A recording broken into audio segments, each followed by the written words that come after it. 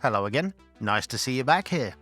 The ever-popular GTX 1060 has been a mainstay in the majority of gaming PCs according to every Steam survey for years now.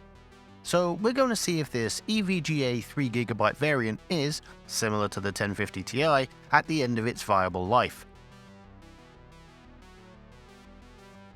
As usual, the Stormtrooper PC with a Ryzen 5 2600X and 16GB 3200MHz RAM and HP 24F 1080p 75Hz monitor are the base.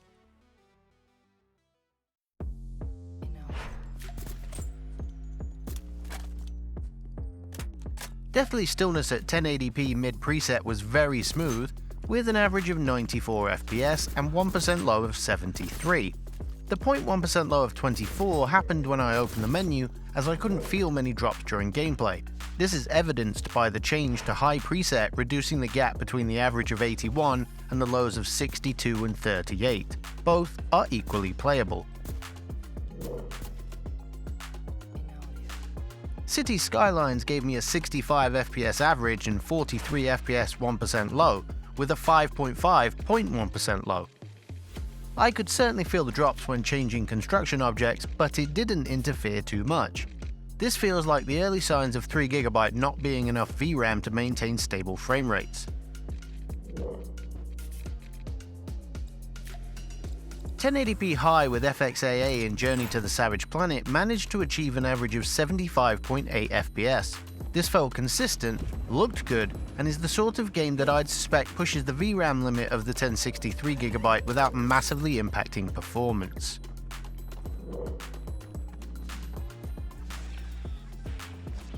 Moving on to LEGO Star Wars The Skywalker Saga, this performed worse than the 1050 Ti, indicating once again that 3GB of VRAM isn't enough to overcome the improved rasterization power.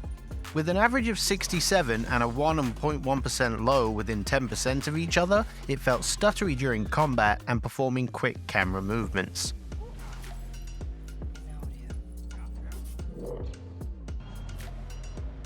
ACC on the other hand ran extremely well at 1080p mid with an anti-aliasing set to mid as well. The over 100 FPS average and 72 FPS 1% low will mean that even with other cars on the track, the frame rate will remain relatively stable. However, there will be no room to adjust settings as the VRAM is maxed out. The 0.1% low of 11.5 shows this as it happened in the pit lane. Call of Duty Warzone 2.0 is where the VRAM limit is an annoying problem. This VRAM warning message popped up constantly while I found a combination that would work to be able to even start a game, knowing it wouldn't have a total meltdown in a firefight.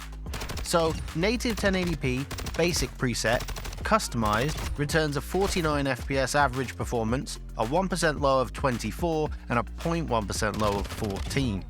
Just like in the 1050 Ti video, it didn't look great, but it was more than playable like this and didn't feel anywhere near as choppy as 30 FPS does. If you really want to play this game with a 1060 3GB, then you could, I just wouldn't recommend it. Cyberpunk 2077 is equal in recommendation. Like the 1050 Ti, go into this aiming for 30 FPS.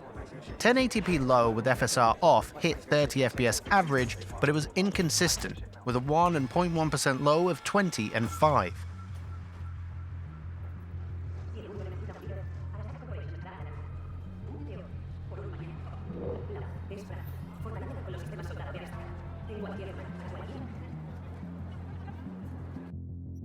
Going to 1080p medium with FSR Ultra Performance drastically improved the frame rate, bringing it up to 50 FPS on average, a 1% low of 31 and 0.1% low of 6.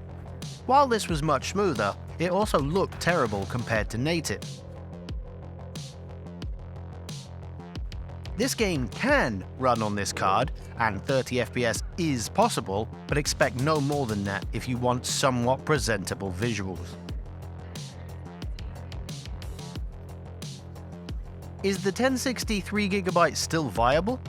If all you want to play are lighter games, esports titles and old stuff, sure, it might scrape by. If you want to play anything even remotely modern at decent graphical settings, then absolutely not. The 1060 6GB could be argued as still somewhat usable, but not this one. And honestly, it probably hit its end of life more than a year ago. In the next video, we'll look at the GTX 970 to see how that old mid-range workhorse holds up. Until then, thank you for watching. Please do all the usual YouTube stuff. I've been Joss. I'll see you next time.